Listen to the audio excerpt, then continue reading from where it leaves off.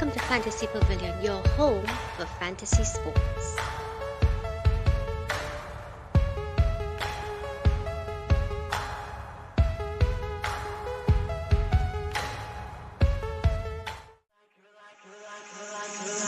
You're like a circle that floats around me.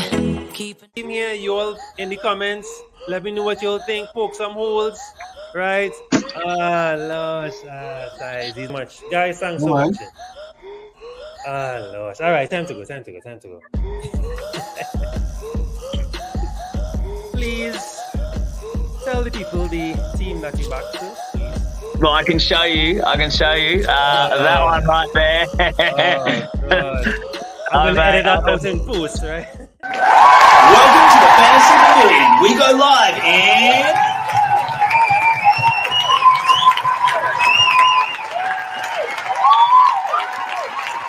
10.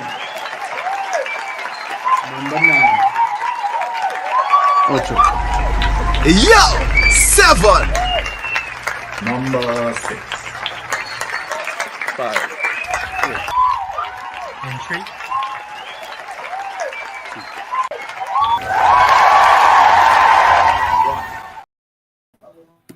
Yes, guys, welcome back to the Fantasy Pavilion, your home for fantasy sport. Yeah. We are here and ready to roll for game week 26.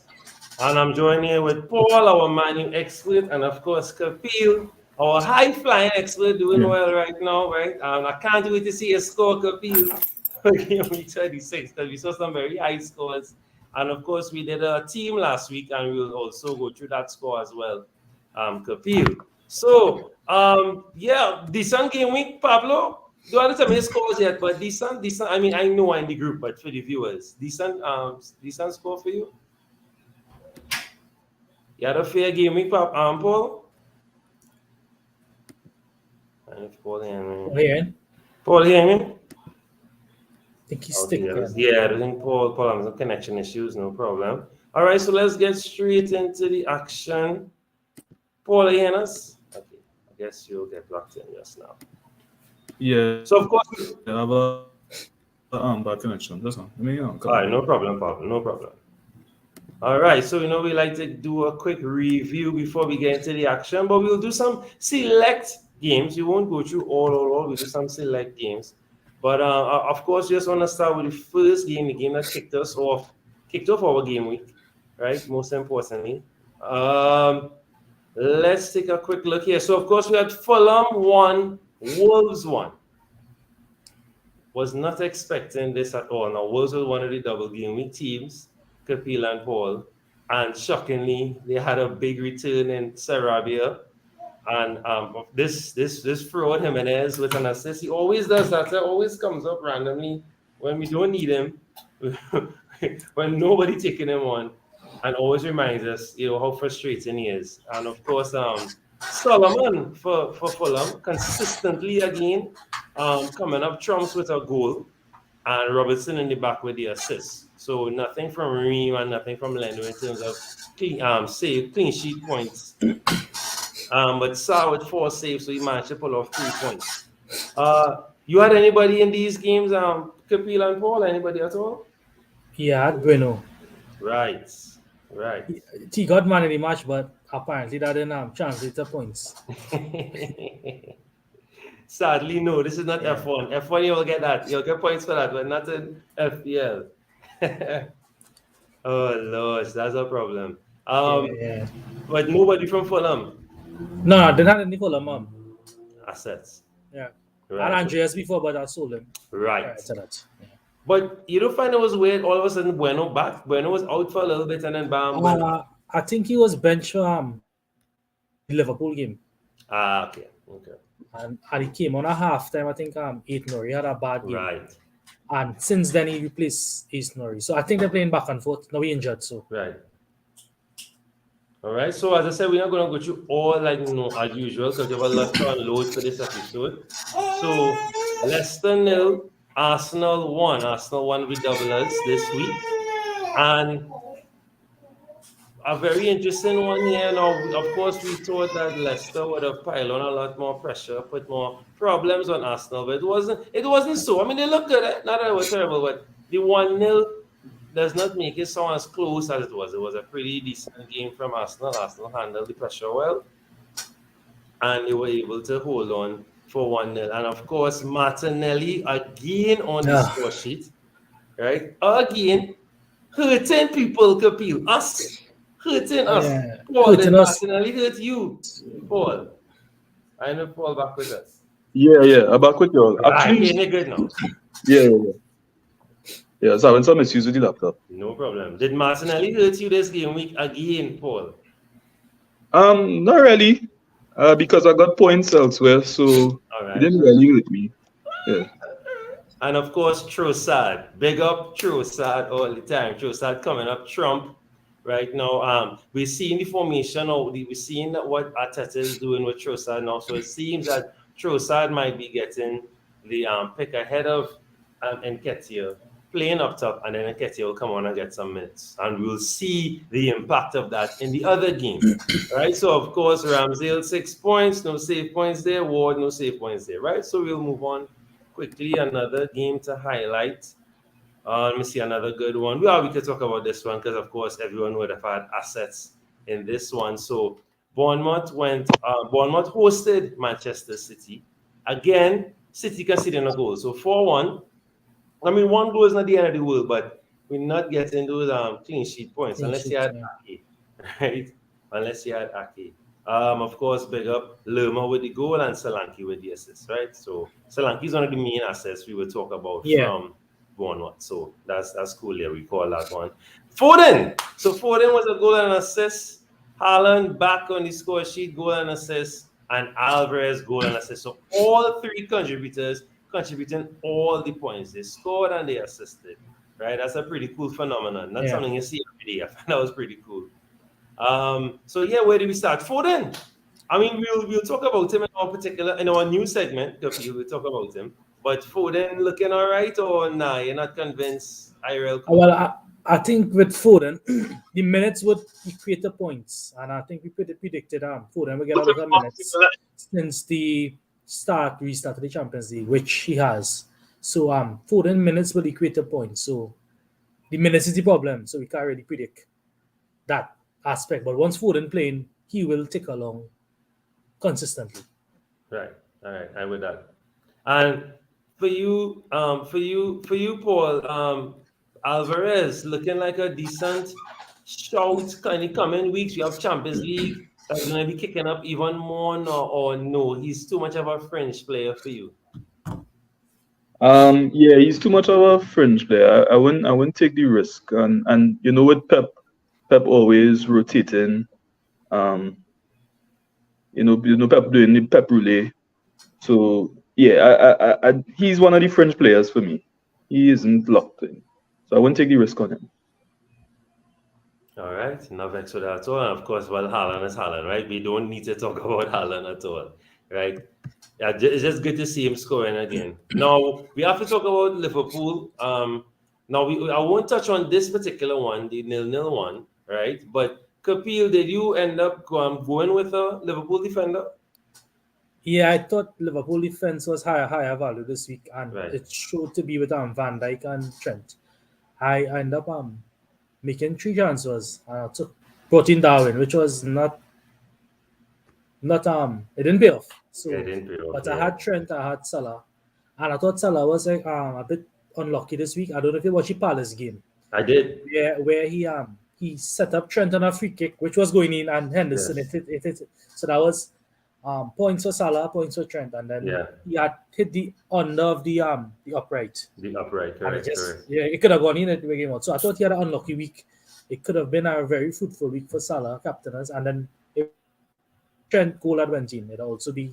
Yeah. And I think it wasn't bad punts. Right. It just locked part of FPL that didn't work out. That didn't work out. Yeah, this game week, but moving forward now, we would have to rethink the Liverpool assets with the doubles and the blanks and so forth. Now we'll talk about luck in the Wolves game, right? Let's take a quick look at Let's have a quick look, because again, this one's very interesting, right? So Spurs, we had a London derby, Spurs 2, Chelsea 0, right? South versus West. I don't know, boy. Something is wrong with Chelsea. Look at Chelsea's team. You telling me all this firepower, and none of them are good assets. Not even a Reece James. Nothing. I think Kepa is no longer a top goalkeeper now to pick Paul for you, because Kepa was in everyone's team for the past few weeks since the World Cup restart, since the resumption from World Cup. Yeah, So- well, they started off well. They kept a few clean sheets, but eventually that lack of goals, it's going to put pressure on your defense. So I don't even feel like I want to get in on that Chelsea defense at all now.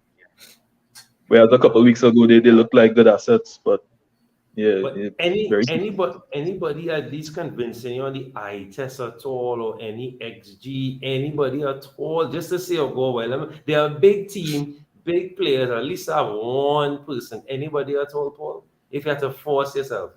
I mean, maybe Felix, and I know some people would think Reece James, he could come back and do something, but I don't know. It's very tough to bring in a Chelsea player now. To see me bring in a Chelsea. I fully agree. Big up my Bajan brother Ian. Thanks for coming through, bro. Good night. City's 2 blanks coming up, and Pep's wild team selection keeping me nervous with anyone that is in Ireland. That correct is right. And he says, stay away from Chelsea, overpriced and inconsistent, especially with Silva out. Defense ain't trustworthy right now. All right, big up Ian. I can't argue with that at all, Ian. 100%. Cannot argue that. Thank you, Ian. Right, our good friend from Barbados. All right, the greatest team in London played yesterday. Their double and their game in hand, but this is not that kind of show, so you won't get too excited. But they played their game in hand. This is their double. We only focus on the fantasy part, Paul, but they played their double. 4-0. When was the last time we've seen Arsenal score more than one goal since the result? It's been a little while since they scored so much or rout a team. Right, they've been eking out some 1-0s or 2-1s or something like that. Well, Aston Villa. Yeah, Aston Villa. Late. Late. It wasn't to say it was a control, like how this was, right? They control the whole thing and mash them. That's why I'm like that.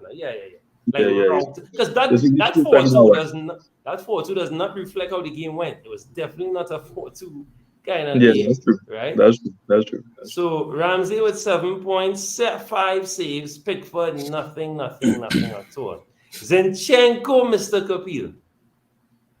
Yeah, that was the only Arsenal defender I was high on for returns, and again he showed that he had a goal previous week and he had an assist this week. Yeah. And the clean sheet points. So is it that we need to step back on our stance of no Arsenal defenders, or no, that's just a one-off? But Zinchenko, because Zinchenko's adding himself as a second midfielder, as an extra midfielder, sorry, not second, but an extra midfielder, because he's cutting in early. It seems that he's getting on the ball and getting the assist, getting the odd goal. Maybe he might be, depending, I guess, on the team that they're playing against too. Depending on the teams they're playing against, he might be a solid shot. Yeah, I think since the restart, their defense was a bit shaky. Yeah. It's only this game week that they produced the clean sheets. Exactly that too. Because you have been conceding at home too. Yeah. And if you look at the teams they played also, they would expect a clean sheet from them. Yeah. Because Leicester without Maddison is not the same Leicester. Correct. So based on their fixtures, their defense is worthy, but if you look at it in a long-term aspects, it may be better value defenders. But again, as we look forward to the future game, we will discuss that more. Yeah, for sure. Right. Of course, Martinelli with a brace, Odegaard goal. I prayed for that goal. No lie, fellas. We did some juju in the studio watching that. Right? We did some juju watching that game, and we were just hoping that he scored. I was very happy when I saw Odegaard score. Come on, bro. Yes. Come on. Because I didn't have Martinelli either, so yes. Yeah, Martinelli was a famous transfer out last few weeks. Mm-hmm. Yeah, I just didn't have him in because I wasn't sure of his, you see, not even the starting. My problem with him is not him. The problem was Eddie. And I remember I said that before. Eddie was the problem. Eddie's not mobile and he's not going to transition and go on the other side and move it and move out, like what you're seeing with Trossard. So if Trossard is going to be starting the games, then I will have more confidence. And you see in Martinelli game come right back up to the top where it's supposed to be. This is the Martinelli we know, because he is not a static player. You know? Yeah. And we saw when Eddie came on, I think Eddie is learning, which I hope it is that he's learning, because we saw when he came on, he did do what Trossard was doing. He was mobile a lot more. That's how we got the assist, right? And Ketia assisted one of the goals. Because normally you won't see him Ketia in those positions. He would be more where Martinelli was, or a static there waiting for the ball, chasing the ball. So it was good to see that. So hopefully that's a glimmer of hope, and that can help Martinelli, because Martinelli is that kind of player where he needs mobile players around him, and that's where Jesus comes in, right? Of course, Trossard said with the assist, Saka scoring and assisting. Big up Saka, captain as well. Oh, we needed that, guys. Yeah. I can say we. It's safe to say we or no? It's safe to say. Well, not me. It was 50-50, so yeah. But at the end of the day, it only cost 4 points, so I don't think we could say that. Yeah. Nothing too big, but still, just something to celebrate. Bro. Yeah, something. Yeah. We had them in the team, so you know.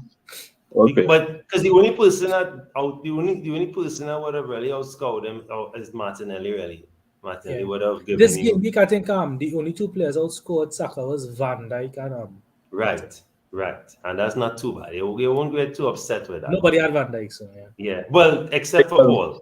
Yeah, I actually after all, and he vice captain. Couple encouraged me to go in on Liverpool defense actually. Right. I was thinking about going. Remember we spoke about going on defense, but then I tell myself, you know what, Van Dijk playing, you know, he has 90 minutes. I have enough to get him. Let me take a chance on it. It worked out for me. Well, all right, big up. And of course, the last game we will go through really quickly: Liverpool versus Wolves. Now, the reason I wanted to talk about this one too, you mentioned something there, Caps, with luck. To me, Darwin's goal should have stood. Yeah, I thought as the referee gave the goal, the VAR would have stood, but it wasn't enough to retract the decision. So yeah, for me, I think Klopp always has a problem with Paul Tierney, the referee. Right. They don't see eye to eye, so I mean, probably was a emotional call rather than a call. Yeah. Because I find that was a head call.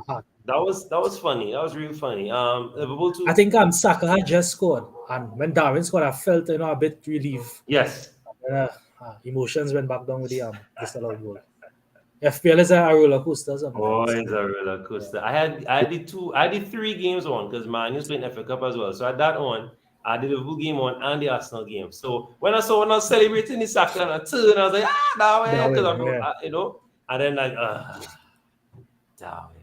I was actually on a site called livefpl.net, and when Darwin scored, I saw my rank go up. I was like, yes, you know. Then all of a sudden, when I hit the refresh button, I said, but wait now. And I just had a green arrow going back to a red arrow again. And then that's when I realized they disallowed the goal. I was like, oh gosh. Yeah. What killed me the most was I had Kilman. So up until a particular time of the game, things was nice. I was high up in the 80s, celebrating. I said, well, all right, I will take a 0-0 here. No, I'm not vexed with that. So, because I had Trent too. So Trent and Kilman clean sheet points. Come on, I go in with that. Then, bam, they come and they score. So Van Dijk was a goal, Salah was a goal, and Diogo Jota and Tsimikas with the assist. So not too bad there at all, right? Let us quickly take a look back now at our points really quickly. So I have Paul's stuff here with me really quickly, and then I can show mine. So Paul, let's take a look at your stuff first. So big up Paul, where cricket score. 100 club, yeah. Right, well done. So 106 points, Pablo. To walk us through and walk us through your thought process of the guys at it. But boy, well, as I said before, I was trying to get Salah in the team. And well, that ended up being a great call because I had to get rid of Mahrez. Mahrez came off the bench for City. And well, the only way for me to make that move was to sell Kane, bring in Darwin, so that I had the money to get Salah in. And I decided to make one more change because I said I wanted to try and attack the double game week as much as possible, and I ended up bringing in Van Dijk as my last Liverpool asset. So Solid. yeah, it worked out for me. I mean, I was very happy to see that same Liverpool Wolves game. I was actually hoping for a 0-0 when I saw how the game started, and then when Bueno came off injured, I was like, oh gosh, here we go. You know, FPL again. You know, but Yeah. thankfully in the And end, it's Van quite Dijk, possible Bruno would have gotten 6 here because Liverpool scored late and he normally taken off after yeah, 60 minutes. Yeah. exactly. That's what I was hoping for too. You know. But yeah, I real glad things turned out because when the game week began, obviously things wasn't looking so good. Arsenal barely won that game. I didn't get anything from Saka. Well, Salah and them blank in the first game. Actually, all my points leading up into the second game of the game week was coming from the defenders, Gabriel and Van Dijk. So I was glad how it turned out in the end. You know. Yeah, I did. There's a FPL Shark. He's a Canadian FPL manager, good friend to the channel, and he posted a tweet now, about the game week and wondering where the points was coming from. And I messaged him. I actually no, I put it up on Twitter and I was like, I think there's a defenders game week way. And it really ended up being because it's Zinchenko as well, Van Dijk as well. He had a few guys Yeah. jumping. So it was definitely a defenders game week.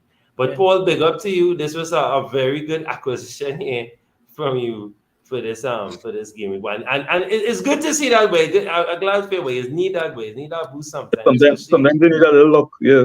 Yeah, Because especially with these stats. if I had more money, I would have probably gone for either Robertson or Trent. Trent, right. So it's a good thing I didn't. If I had a little more money, I would have gone for Robertson. It's a good thing that didn't happen because Robertson didn't even start Well, the second game. You know? And to me, that's proof. It proves the old adage: more money, more problems. So you see, sometimes it's good. Yeah, You wanna go chase it. Robertson of Trent and Van Dijk is he most rotatable, because I have Simacas. Yeah, So yeah. they have nobody to replace Trent or Van Dijk. So they Needy are Gomez, but as an off, yeah. Yeah. So when I was picking Van Dijk, I was like, yeah, but you know what? Although I can afford Robertson, he a little more nailed than Robertson and Trent. You know, so it ended up working out good. And then when he get the goal, obviously that was like the icing on it. Yeah. Turn up. You happy? You can't vex us. Yep. All right. So let me show up myself. Kapil, I'll show you a team through our league now. All right. Yeah, no problem. All right. So go back the normal way. Right. So I scrunch up a little 88 points. I ain't vex. That's a good week. Yeah, and a decent little run, guys. Yeah. Decent little run. Since you wild card, you're on the up. Yeah, and I'm vexed because I look 61 last week, which was the lowest of the three, and then 84 the week before on the wild card itself. So I'm not vexed. I'm not vexed at all. Leno 2 points, Reem nothing. With my defense was looking so sweet, and then bam. But imagine Aylin was one of my key contributors, right? My key contributors, Aylin. I was more trying to look for Reem. Right, Leno. Yeah, Reem and Leno, but I mean, I can't vex for them. They've given me some great weeks for the past few weeks, so I can't be upset. Trent with 13 points, so definitely happy with that. Odegaard 11, Saka my captain. I went on a Gapco punt, hoping he will do something, but not much for me. Didn't play in the last game, and of course, Kane, clutch Kane. It cannot. We'll talk about Kane in our segment, and of course, Haaland coming in doing Haaland things. Right, so if you had Captain Haaland, you would have made 20 points, but still 10 short of Saka. So it worked out well with going with a doubler this game. Well, I put the right doubler. So I guess Odegaard, Saka, or Martinelli, or even Trent if you went with Trent, or if you went with Van Dijk, the captain, as a wild punt. Right. So let's take a quick look at our league. Let's see how much, if anything, changed at the top. Let's see who's standing tall. So of course Kapil is still there, but we have some new people in the top 3. So we'll take a look at them. So let's take a look at Cap's team. 88, all right? 88 all out, not too bad there. Cap 1640. Well, Caps, you're flying high, bro. Real happy for you, bro, right? Keep it up, bro. So walk us through the team, bro. Talk to us. Well, again, I said last week ideally I didn't want Akanji and Bruno, and you saw that it came to fruition. Akanji had a clean sheet wipeout in the last dying moments. Bruno had the injury, so you would play them. You wouldn't take hits to get them out with those fixtures. So I'm happy with that. I'm happy with the team actually. Again, a little bit of luck with Salah and Trent, and it could be 100 game week with the goal and the assist. So again, the game I'm playing, I'm not too dissatisfied with the score. A small red, and I'm looking to move on from this game week. Yeah, not back to the But I was happy. I was happy not to get a big red. So Yeah, yeah, if yeah. you're very happy with that. Yeah.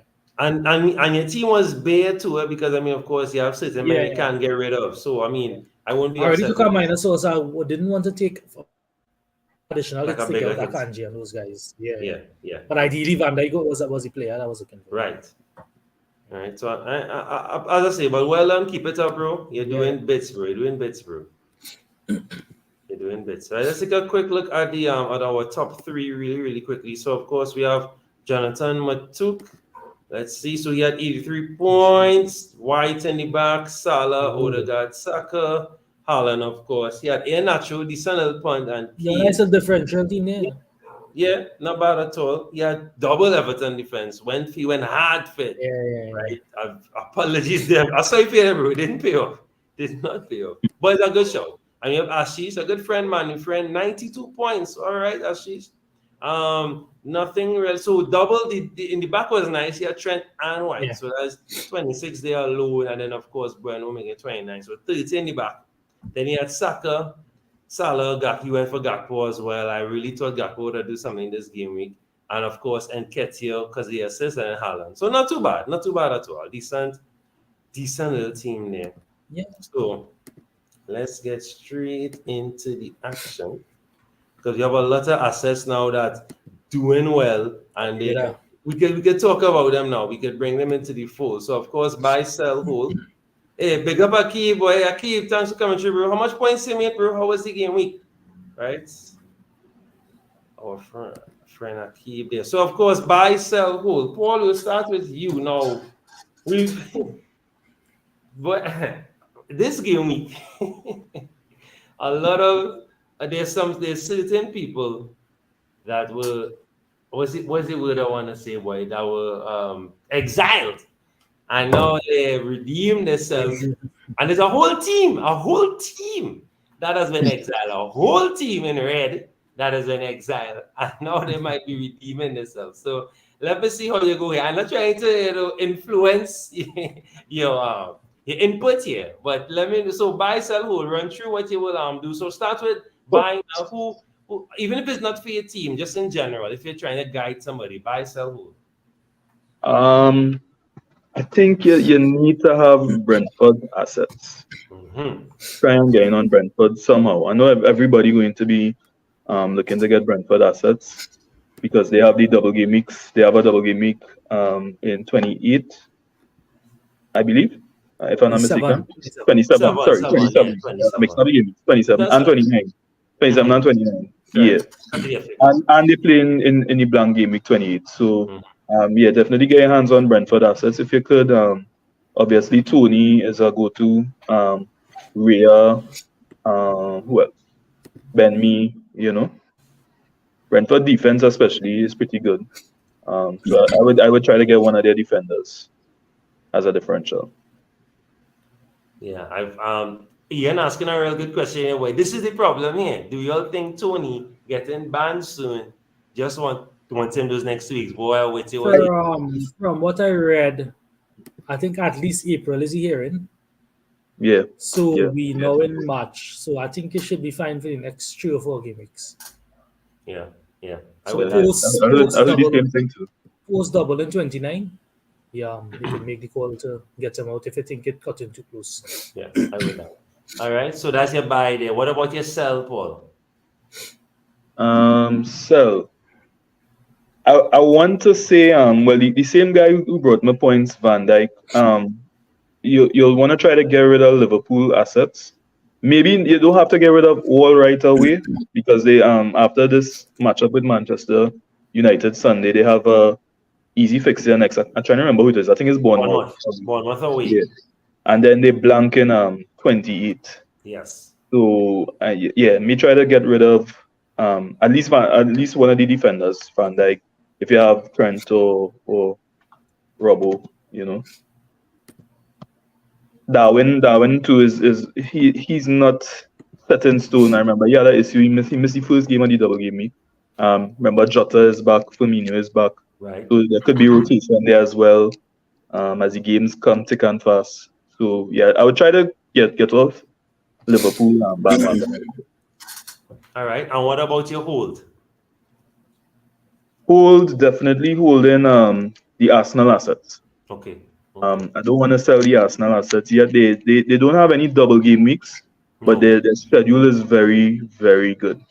I think all the next 4 games score 2 on the FDR. So you would want to hold on to the Arsenal assets for sure. All right. Cap, same thing, Caps. Run us through your buy sell hold.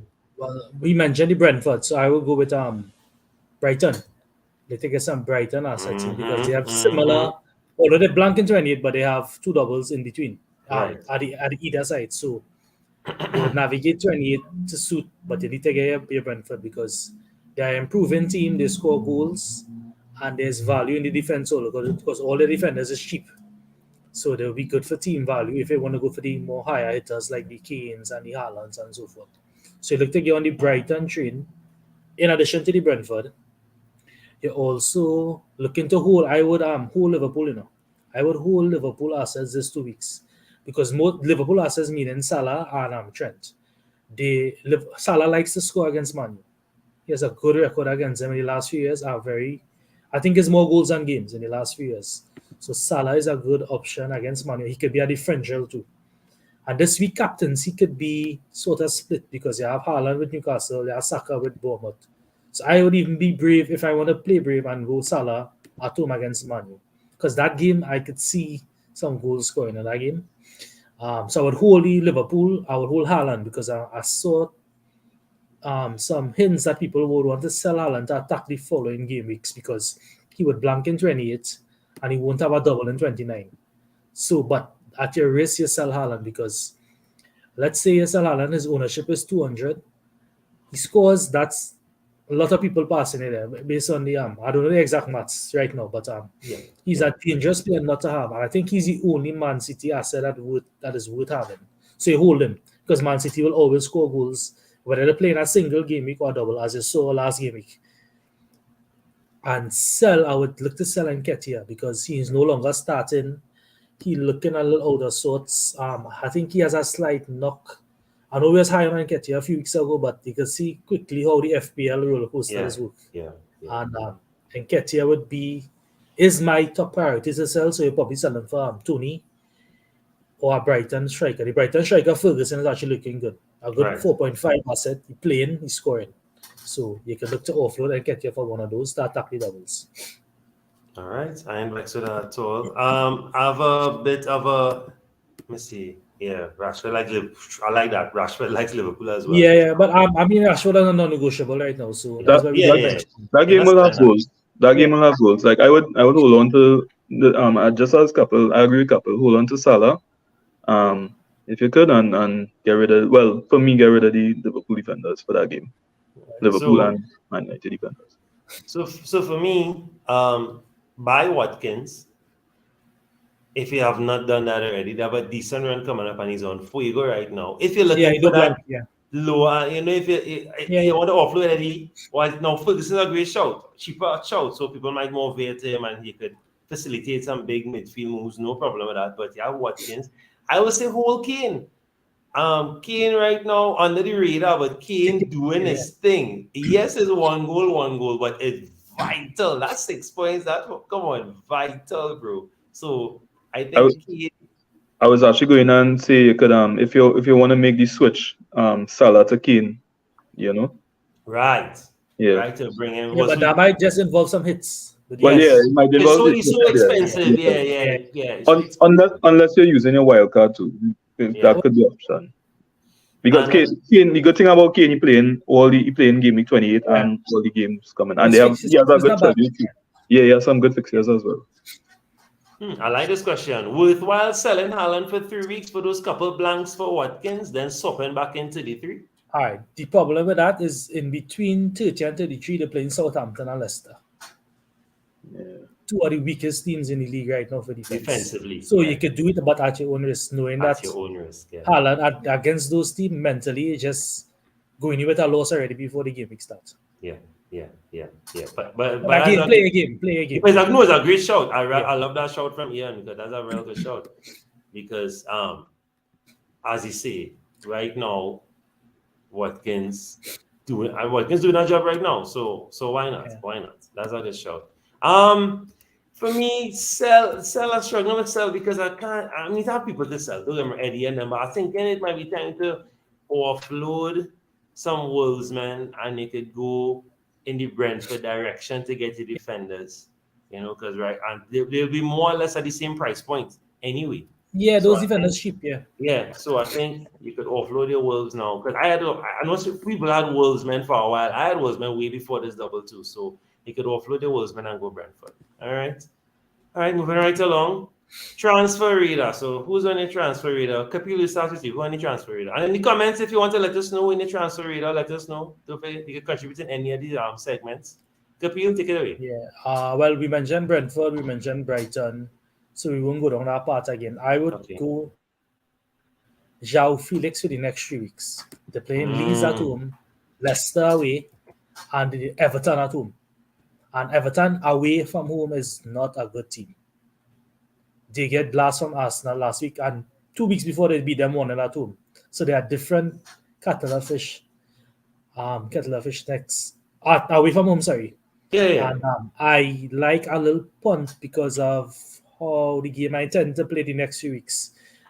I could go Watkins, but I really want a Chelsea forward because of the fixtures, and the most world-class of forwards they have is João Felix. At the end of the day, individual talent, there's always prevail. In a bad team, an individual always show his talent, even though the team is bad. And I think if he has his way the next 3 game weeks, it could be up for a nice green arrow. So João Felix is on my radar. We already mentioned Brighton and Brentford before, so that's why I'm saying some more differential reach because we already spoke about the others, who is also on my radar. Right, no problem. Paul, radar. Well, we kind of touched on him just now, but Kane is on my radar. Actually. And he's a good option if you're thinking about taking out Haaland, you could do the Haaland to Kane as a bit of a punt. Although Kane is highly owned too, eh? Yeah, Kane is highly owned. Yeah, Kane is highly owned. The other one on my radar, and we would have touched on Brighton as well. I know I'm butchering his name. Estupiñán? Estupiñán. Right, yeah. He could be a good asset as well, cheap. Yes. As we spoke about. We just had to watch if he's still injured. I think he was injured. Yeah. But I think the last interview they said he should be good to go. But yeah, I just in the double, if a player is iffy, they might rest him on because they come in back-to-back the game. So just be wary. Yeah. That's the only thing you have to be wary of. But he is on my radar. Yeah, the saying is it's just a tight, it's just a hamstring, so it's not a big problem. So he should be okay. Either him or if you want, you could go with Dunk. Dunk is not too expensive, but just trying the same price. Yeah, both have the same price. Around the same price. So yeah. I ain't vexed with that at all. All right. Radar away for me. That's right now I rule in, so I kind of cool, but radar wise, I like the Solomon guy from Fulham, but Fulham have some interesting fixtures coming up. They have a double London derby. They have Brentford, and they're facing us. So, but Fulham is no team to be trifled with. They're playing good ball. So, but I just like Solomon has been coming up a lot in truth. He scored in 4 straight games. Yeah. Without Mitrovic, no Mitrovic, no problem. Yeah. Right? And he's been I think he's a sub too. I don't think he starts the games as well. He's a super sub, right? So that's it. That's the next thing to look at there. But we do really like super subs, so yeah, of course. And that's the other problem. Fulham still in the cup, so that's our next problem as well. Yeah. All right, we're rolling right along. Traps. Paul, we start with you. Who's the big traps? Who's that trap boy? I didn't give this too much of thought now. You could come back to me? Yeah, no problem. Traps. Traps. I really can't think of any traps right now. Probably, yeah.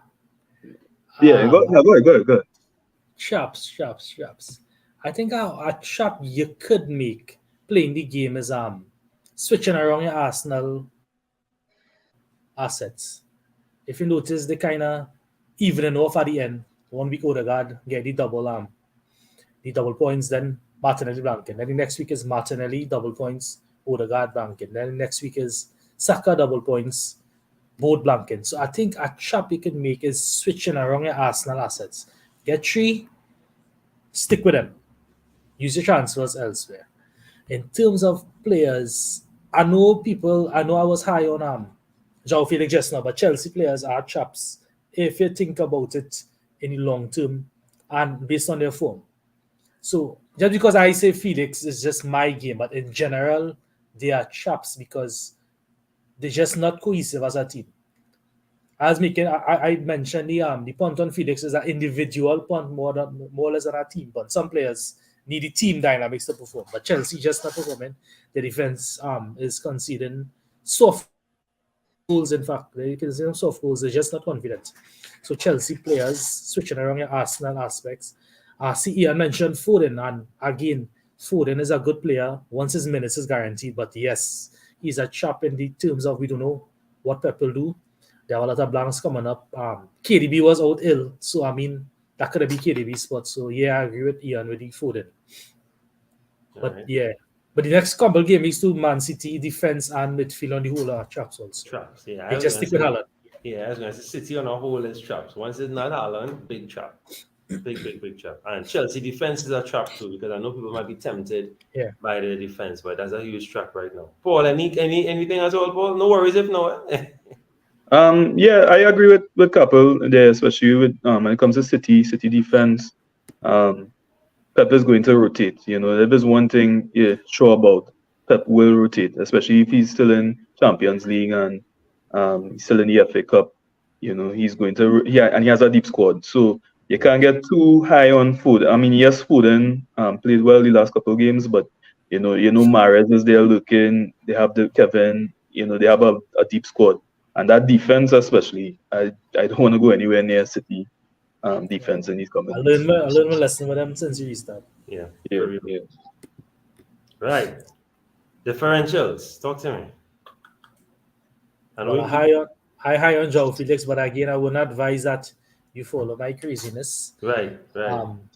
Other differentials, double Brighton for the good moving. All Brighton main assets is 5.152 million. Right. So I mean, you can get 2 good players with a lot of fixtures in the coming game weeks who are explosive. So you double up on them, you take advantage of the doubles. So a double Brighton midfield. Another differential is a Brentford defender. The Brentford is a good team for defense, and they are keeping clean sheets, and they have a lot of doubles. Though they won't blank, a Brentford defender. There's there's Rico Henry, good players, cheap budget. I think most of them did already rotate, so you could pick one of the Brighton defenders. Well, Tony won't be a differential after this week, so I won't. Definitely not. Paul, any differentials people to consider, or you consider any? Oh, I like this. Well, I can call one Bruno Fernandes as a differential. I mean, he isn't that. I mean, he's owned, but he isn't that highly owned. He could actually be a bit of a differential too, a sneaky differential. But is he worth the price? Well, that's the thing. You know, is if you're willing to, you have to free up money somewhere to get him. You know, and that might mean having to sell somebody like Salah, or you know, is all team dependent. Is on what you want to do. You know, he has the double in 29. Well, they're not playing in 28, so that's the only little problem there too. But they have some good fixtures, and Man United is looking to make a run in. And you know, most of the time, if there's goals for Manchester United, Bruno is involved in some shape or form. So You know, he could be a good little punter as well. Differential. If you're looking for a differential punt, you know. Yeah, yeah. All right, solid. Ian mentioned Olise or Eze. I like that because they're double coming up. I'm not vexed with that at all. Yeah, they have without Zaha. Now, I mean, I know people might raise their eyebrows, but without Zaha, Palace have not been terrible. They've not been terrible, right? They've been getting goals. Just some of the results, of course, not flattering, but they've been doing okay.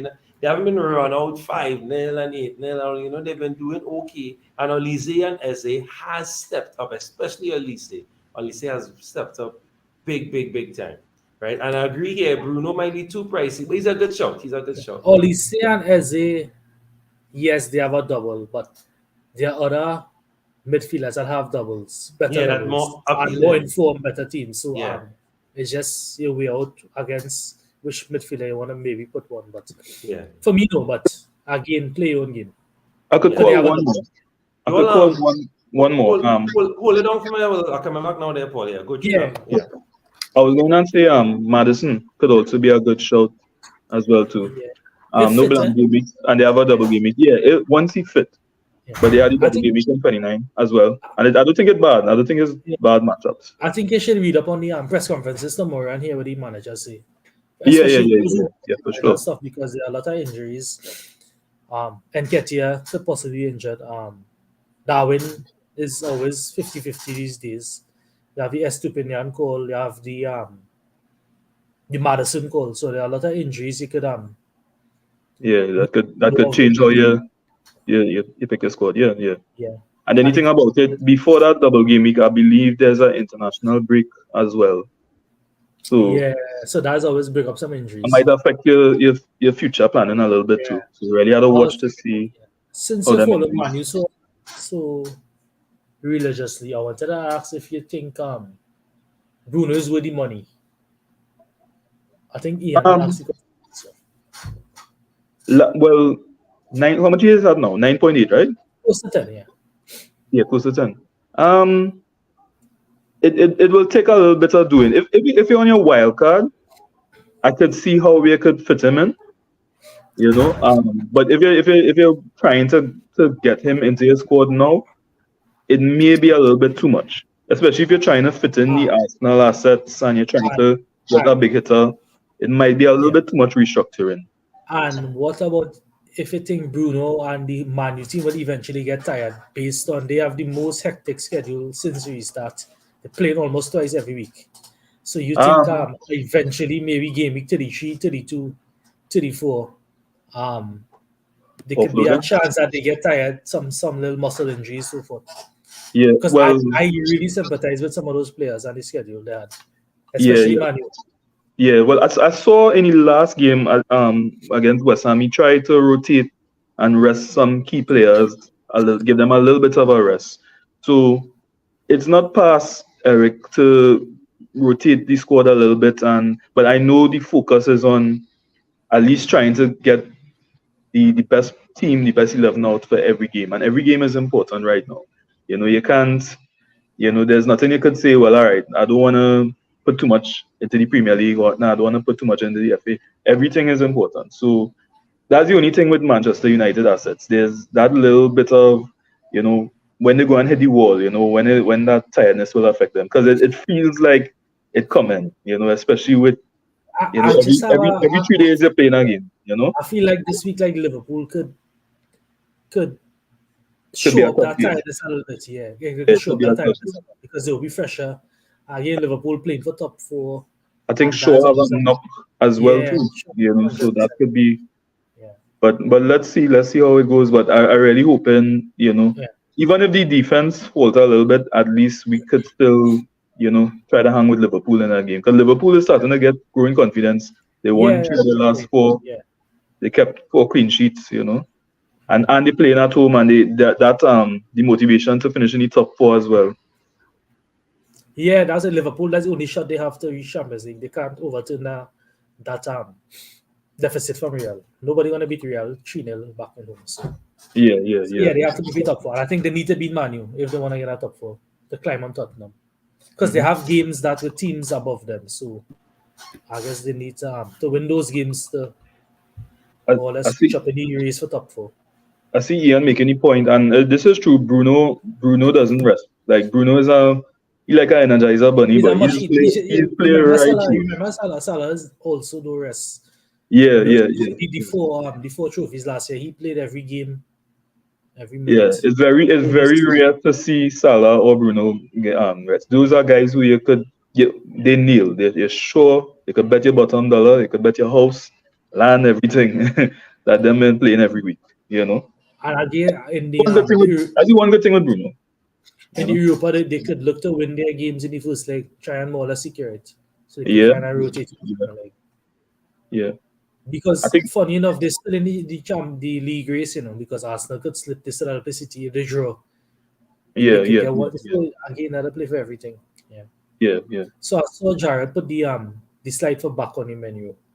So we could probably discuss who was not on the radar, probably since the restart or even shorter than that, and who for the following game weeks strongly back on the menu.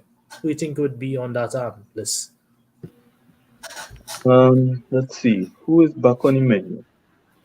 Liverpool. Well, I know we harping on them a lot, but Liverpool assets seem to be trending upwards. Keeping back into Um, the yeah, they seem to be getting back, especially when it comes to their defense. You know, they looking a little more, looking like they're getting things together, working things out from a defensive point of view.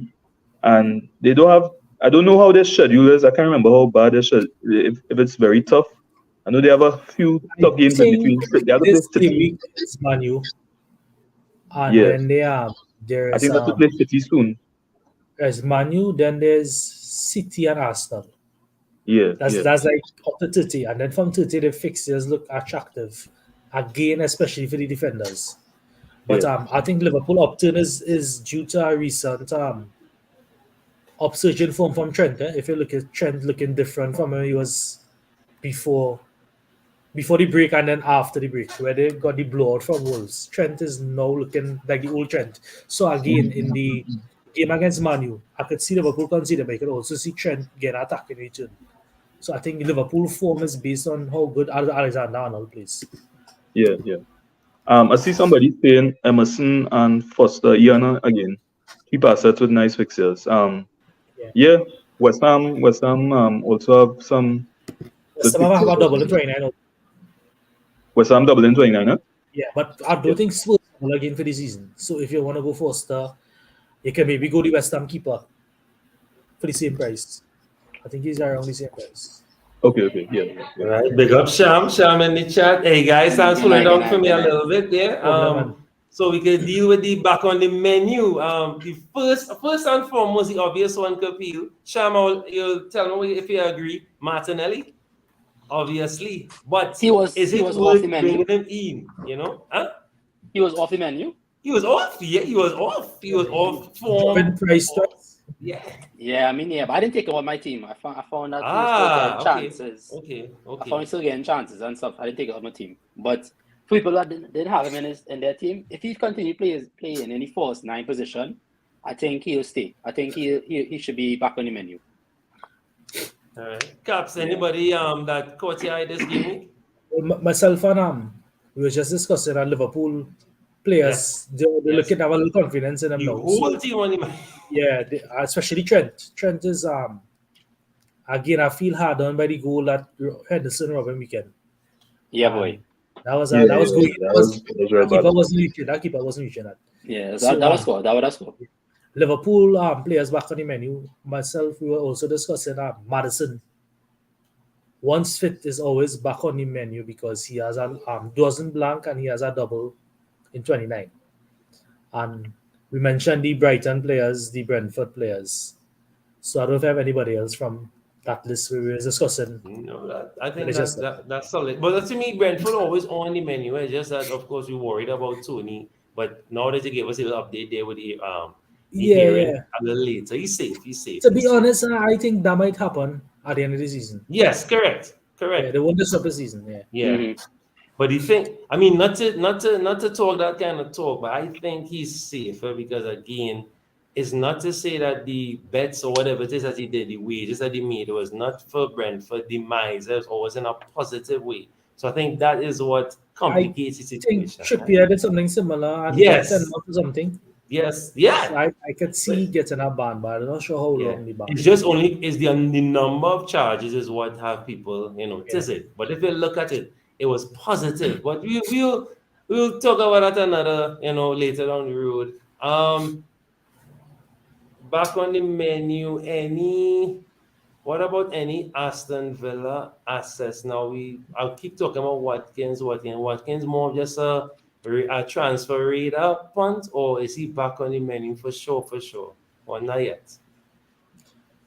With the players available and the fixtures coming up, he's not at the top of the list if we have to go with it at the back of the menu. Yeah, we have more priority players, but he's ticking along nicely. Not that explosive though. Yeah, but he will get your points. Yeah. Because in the next two games, they're playing Bournemouth at home and then they're playing West Ham away. No, I think it's Palace. Yeah, Palace. Palace. Yeah. Palace. Sorry, yes, Palace at home. Sorry, and then West Ham. So that not which too is bad. two toughest games. Yeah. Yeah, but then Crystal Palace away not too hard. It is at home or whatever. But Crystal Palace are edging out and grinding out some decent results. So yeah, solid there. All right. Of course, certainly. Last but not least, we will do our captain pick. So talk to me, Cap. I have a poll up. Let me see how the poll looking so far before we jump in.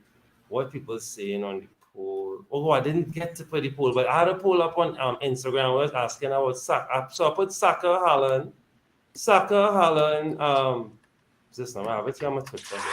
Right. So I asked people Saka, Haaland, Rashford, Kane, and so far 54.5% said Haaland. And 45.5% says Saka. So right now it's split. It's just Haaland or Saka. People thinking about captain in this game. What the best? So as usual, give me the so-called typical ones to go with, the obvious one, and give me some differential ones to captain. So Sham start now. What's a typical and then a differential captain? I think the typical would be Arsenal attacker. I think they're playing Bournemouth, which is a team that kind of conceding. So I'll lean towards the Arsenal attacker versus Haaland. Newcastle is known to be defensively sound for the season so far. So the odds are that he scores more than one goal against Newcastle. A little shaky, right? But I think Saka or Martinelli could be a good captain option. And for differentials, I think he'll have some goals in this Liverpool Man U game, right? So any attacker from those teams could be a differential captain, a Salah, maybe a Rashford, right? Could be interesting because I feel like the game have 2 goals per side. So, all right. Paul, same thing. Yeah, I like Saka this week. Actually, I might put the captaincy on Saka, but if you're looking at that differential, Rashford could be a good call. He normally does well against Liverpool. He has a good record against Liverpool. He scored against them already for the season. Or even in Arsenal itself, you could stay in Arsenal and say Odegaard as a differential pick. Yeah. Because the first game against Bournemouth as well, I think he had a feast. So history could repeat itself. Yeah, Caps. If 100% Maddison plays 90 minutes, I'm going differential from the rest I'd mentioned, the obvious. Yeah, I like it. Yeah. Maddison. Yeah. I'm just deviating from the ones we mentioned already. No, it don't make sense. Yeah, I agree. Again? Maddison against Southampton. Southampton. Oh yeah. That could be a good. Yeah, that could be a good. And Leicester, I remember at 9-0 a couple years back. Yeah. I think he had a field lead that day also. So I think Maddison actually always performs well against Southampton. He has a good history against them. Yeah. Right, and for sure, he should be fine. Fingers crossed he gets through the rest of the week. He's obviously a very important player for us. So that was today. That was today's press conference. Just an illness. So hopefully he's back.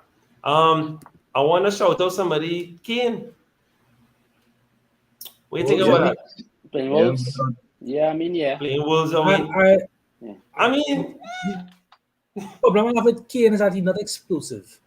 Like he's scoring 1 goal and he's not even getting the bonus. He getting 6, he getting 7. Yeah. He's just not that asset where we say get 2 goals and assists most weeks. So I think it's because of the partnership with Son. Partnership with Son, he missing him real bad. So the goals, the link up and stuff, they missing from that Spurs team. because Son are scoring goals. So I feel that's what causing us not to get the kind of points we want to get from Kane. Yeah. But he's definitely a must keep, though. Definitely a must keep. If you have him, you can keep him. Unless If I'm going to keep him, but if I have a choice between Kane and Watkins, I'll go Watkins. Yeah, I mean, you gotta buy somebody. He's just not price. he's just not frightening me that not to own him. Yeah. Correct. I'm with you. But he's definitely too expensive to only gain one return per game. And then one return. Yeah, that kind of thing. Important Champions League game coming up in between one of those games. Milan. Yeah. Yeah, so that would be a game that he would be fully. His mind would fully be on. So. Yeah.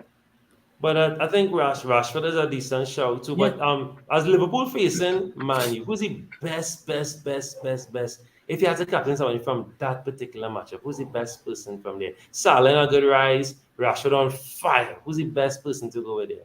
Captain. For me, if you had to Salah. captain somebody from that. For me, Salah. Salah. Because they play at Anfield. Okay. Cop in. What's the history in that one, Sham, in terms of Liverpool at home against Man U? Will have a decent thing against them? Honestly, it's go both ways. Man, you come to Anfield for a draw, basically. You don't ever come to win, right? In the years past, in the last 4 or 5 years, they don't come to win, they come to draw, basically. And I know Liverpool does, goes all out against that team. It's one of the biggest derbies, right? But I think we have some wins in the bank against Man U. The last couple of seasons at Anfield. I've seen a 4-0 and a 2-1. The last two results. Yeah. I think Salah had scored a hat trick at some point in time. I think it was in Man U, so the hat trick. Yeah. Yeah, in Man U. So I remember in Man U when nobody captained Salah because he played Man U. Yeah. All right, don't remind me. Well, I know we're gonna say go right there. Sorry. I think it's important to keep the news on Shaw. If Shaw is out, that could also be a big miss. I don't think it's that serious, but I think it's just a knock, and they were just taking precautions for the West Ham game to give him a little rest. But I think he should be fine for the Liverpool game. Honestly, I'm not worried about Shaw. When the Saka has to start, I don't want this Dallo thing where when the Saka start, I think that is problem because his tackling has been precise. Something he always been. Because Zaha reads him for that. Zaha always talks about that. His tackling is precise. I can remember that game against us Man City, pocket Sterling. Yeah, Sterling couldn't make a note. I don't remember that game. Sterling was kicking the ground right through because he making a note in Chelsea right now, so we're ready in a fight. No, that's back in the day. Sterling, I understand where that's coming from. Sterling, Sterling and Man City was a different beast. Yeah, a different beast. Agreed. But only thing with Wan-Bissaka is, although he's a great tackler and he's a great defensively, every now and again he just lose a little focus. He's have the little moments like against Arsenal with the goal that Nketiah scored in the 3-2 when where he kind of just lost him. Yeah, he's have his moments. But I think he coming up against Nunez, right? So he has to be on his toes for that one. That'll be an interesting battle for that game. Yeah. But I have no fear. I think, I mean, we talk about history, but this is a different Man United, a different Liverpool, so it should be a good game. I expect one of the better games of the season this Sunday. Yeah, I anticipate that game. Yeah, I expect some goals, honestly. Yeah. Yeah, that'll be definitely a big game for sure. All right, so let's roll through quickly the some assets for the games coming up. So of course we have City, Newcastle. That is a huge one. Now, this is the best time to play Newcastle. Do you agree or disagree? Because Newcastle dipping right now. They're not too hot. And I think this is the best time to play Newcastle, especially on the cusp of that Carling Cup defeat there. Now, of course, defensively, they're sound, they're decent. And I think the first leg of this fixture was 3-3, if I'm not mistaken. 3-3, correct. Yeah, but Newcastle not scoring goals. City on a decent high, but they do concede. They are susceptible to the odd goal. Sham, starts off with this one. At least one key asset from each team. Are we looking at typical or not typical?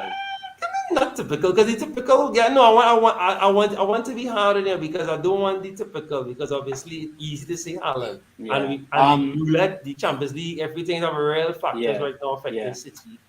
So if I could pick a non-typical player, differential player on Newcastle side looking at St. Maximin if he fit, right? Okay. Because City defense very rotational this season. Like you don't get to see seeing us a consistent back four from City, right? Due to injuries or whatever. So Right. whoever lines up on the left hand side, it should be Sergio Gomez, or maybe Ake. I think Smackdown could cause some damage on our flank. And for City, not much we're talking about Bernardo. I mean, he important for this team in terms of ticking, right? And if he picks up those half spaces between defense and the midfield for City against Newcastle, he could pick some good passes for De Bruyne or Haaland, get some kind of traction in the game now. So I think those are my 2 picks for this game. Yeah. Now, see, Ian agreement with you here. And I say Maximan looked good in the cup. Right? I just had no one was linking up with him well. But say Maximan is, if he gets yards and space, and I think he will. Yeah. He will. Especially if, I think they won't start Lewis. They will most likely start the former Spurs guy. What was his name? He losing Walker. right now. Sorry? Kyle Walker. Kyle Walker. Walker will have to start against St. Maximan. Yeah, on the left hand side. No, well, you have to swap it. Well, who quick enough to hold on St. Maximan? No, Nobody else. Normally they go with the more defensive person and Ake on the left hand side if they have the personnel to deal with in the middle, right? Or they even show in they have this left back they bought from Dortmund. No, Sergio but Gomez. St. Maximin on the left. walk up against Walker. Yeah, For right. some reason I thought you were on the right hand side. No. Yeah. Okay. So who on the right for Newcastle? Almiron. Almiron. Well, then Almiron will be key to this game. Depending on who coming up against hopefully. Well, we'll see. Yeah, it should be a good game. So hopefully, yeah. It's a good show to be, and I'm not vexed with that. Yeah. We're seeing right now everybody. Yeah, Almiron's on the right. Yes. Yeah, I mistake it. Yeah. That's no worries. All right. Arsenal. Well, I mean, I'll take this out because it's Arsenal. So Arsenal, Bournemouth. Hopefully this could be a route like how they routed Everton, but not underestimating Bournemouth at all. But we need to start piling up some goals. Of course, I want to go Odegaard for this one, only because now that Trossard is doing Trossard things, Martinelli back in the fold, Saka in form, I think Odegaard, this kind of game, the way Bournemouth me set up, I think Odegaard might shine in this game. And of course for Bournemouth, we have a few guys we could call out there, but I want to stick with Utari. I was watching this game against City. I watched the game and he was decent, but City was just being City. Of course, we know Utari is a solid player and could cause some problems for us on that flank, depending on how we start the game. But I can see us routing them out, but Odegaard for me is the biggest asset right now for going into this game, just because of how Bournemouth play. Villa Palace. Paul, take that one from me, please. Well, the first name I'll call is Watkins. He is on fire, as you said earlier. I think it's 5 straight games now he scored. Yeah. 5 returns. Solid form. 5 returns. Wineda is also looking pretty good. He could be another one to look out for as well too on Aston Villa attack. From Crystal Palace, as we said before, Eze or Ulisse. They could have good games. They do. They play well and they do. So, they could also have breakout games as well too for Crystal Palace. I don't expect a lot from Crystal Palace though, because they're still missing Zaha. But you just never know. They have it in them. But expecting a tight game once again between Aston Villa and Crystal Palace. Yeah. Probably 1-1. I ain't vexed for that at all. Caps, nice game here with Brighton versus West Ham. Talk to me. I'll say from each team. You could get some goals in this game, I like Benrahma for West Ham. Yeah, he's in some form. He's playing well. He's on penalties. He scored the last penalty for West Ham. So it's always good to have a penalty taker in the team. So I like Benrahma for West Ham. Jared Bowen is also slowly creeping into form. I think he had a real good game last week. Yes. He's just unlucky not to get any significant returns. For Brighton, I like Solly Match. I mean, we was high on Matuma, we was high on McAllister. He just not getting the results, the end product for McAllister. He getting the chance to be not He finishing. fit by chance? McAllister fit, yeah. No, not McAllister. March, I was yeah. hearing that he would be fit for the weekend. Okay. But I was yeah, wondering. they wasn't going to risk him for the cup game. Okay. So Solly March, there's yeah, I prefer him over the next two. Matuma looks past the eye test, but I think March is his safer pick if you want to go a long term. So this game, Solly March, and I like Benrahma Bowen. Because I could see a 2-all in this game. I wouldn't be surprised if it was a 2-all. They I know Jai remember this pick I have from since a long time. This budget striker from Brighton, Ferguson. I tell him Jared weeks now. When Ferguson had the first pop off. Yeah. So that's a good enabler for somebody who wanted to striker off the bench. We mentioned him earlier, And he scored a goal during the week. Now Ferguson solid, quiet form, quietly. He more saved than Welbeck and those guys. Yeah. That's what's happening, Yeah, he's a good pick to have as a third rotating striker. Yeah. How much he is again? He's like 4.5. 4.5. He's cheap. Oh, okay. Yeah. Very cheap. Yeah. You see, if we this season we really need the budget. We really need it with the players available compared to last season where we had to have Kane, Son, Salah, KDB. Yeah. And I think if we were in a situation where we had to use the budget, Ferguson would have been everybody's team. Yeah, I agree. We just this don't season, need budget. Yeah, this season you could pick players you want to have and performing, and you still have money in the bank. Yeah. It's not a fight up. It's not a fight up for funds again as it was before. But even if you look at Arsenal, so Arsenal doing well, right? So you will look at Arsenal assets, right? Their players are not bursting the bank and busting your pocket, and then not you have next year.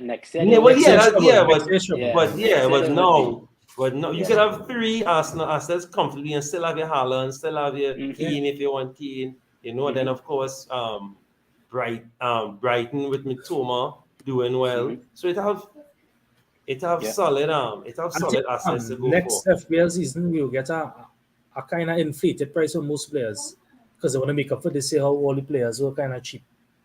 So next year will be hard to pick a team. I can see that. I don't know how it is with this pricing thing because to me, it's sometimes like just pick up a player and say, take that price. That price. Yeah. So next up, Sham, we have Chelsea versus Leeds. Now Chelsea not in the best of form. Leeds and Leeds fighting need to stay up. They need to stay up, and they have most of their assets back. Looking good. I had a nice punt on them last week with Elin. Elin brought me clean sheet points, right? So, I mean, what do you think, Sham? Best assets from either one? Chelsea, boy, pressure.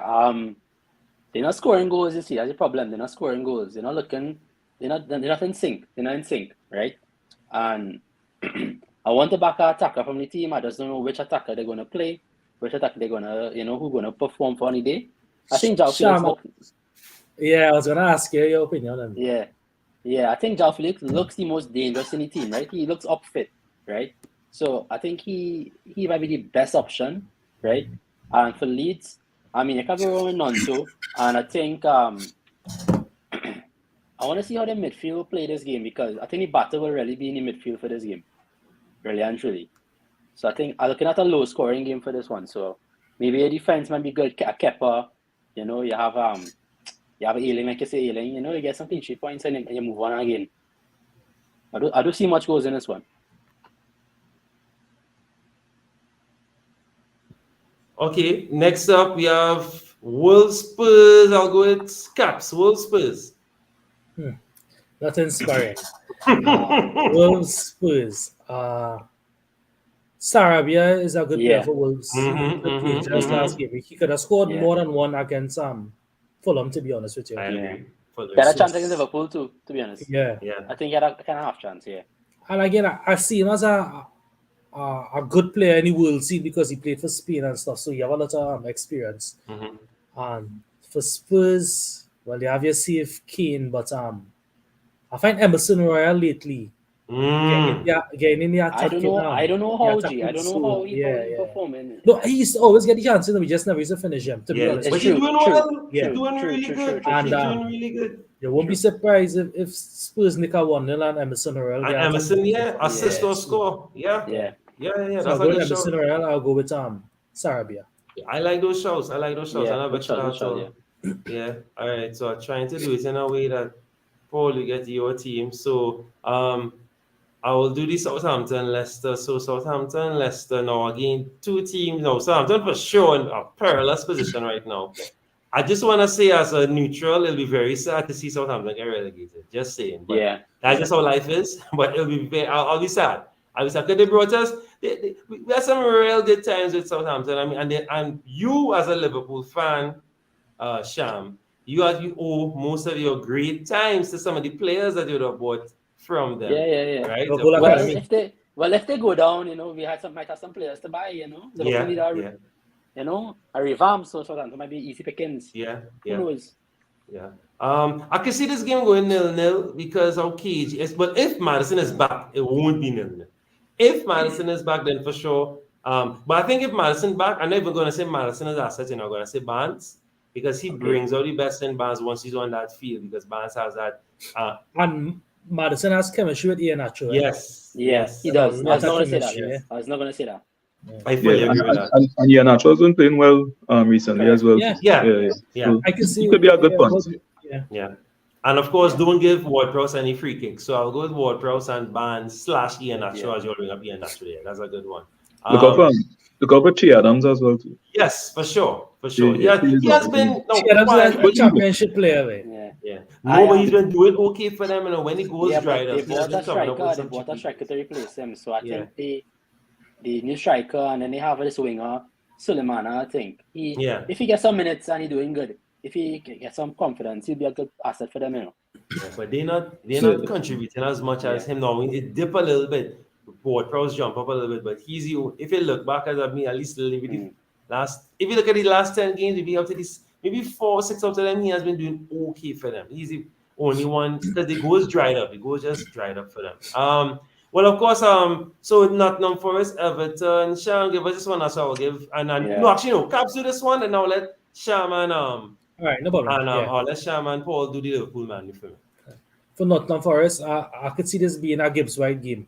Yes. Yeah. They are at home. They mostly always score at home. Everton is a horrible team away from home. They just got off a good beating from Arsenal. So this is a game where Gibbs White could get some freedom. He could get some points. If Everton doesn't nick something, it probably will come from Gray, the Murray Gray. He came on a set piece. Yeah. So set piece. I could see Gray because I probably would see a 1-1 in this game. To be honest with you. Okay. So a Gibbs White return and a Gray return from Everton. Right. Yeah, I'm vexed with that too. Yeah. All right. They're clean sheet, hopefully. Clean sheet, Yeah, hopefully. Mikalenko, Tarkowski. Away from home, Pickford's a good Everton shot. keeping.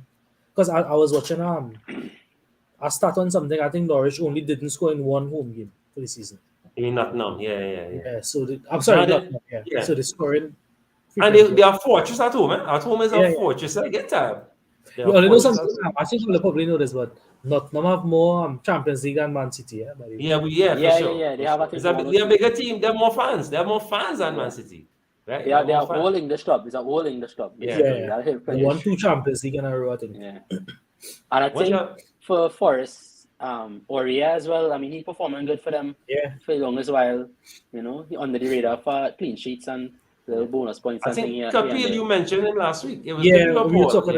I thought that Forest reminded me of Sheffield when they was in the league a few years ago. Yes. Okay. They cannot results against some of the bigger teams. Yeah. All right. So Sham, away give me 2 assists from Liverpool, and then Paul away give me 2 from Man U. So Sham, take it away now. So I won't say Salah here. That's a given, right? But I think this is a game for Darwin to step up really and truly. I think he looking in there, in and out there. I think he scored a goal. I think it was wrongly disallowed, right? Wrongly disallowed. Fully agree. Right? And so I think he'll score this game. I think to Darwin, and something telling me Trent will do something in this game. Could be good, could be bad. I don't know what it will be yet. But if Konate plays, I think it'll be good. And I think he might have an assist in him. So Trent, Darwin. Okay. All right. And Paul, 2 Man U assets.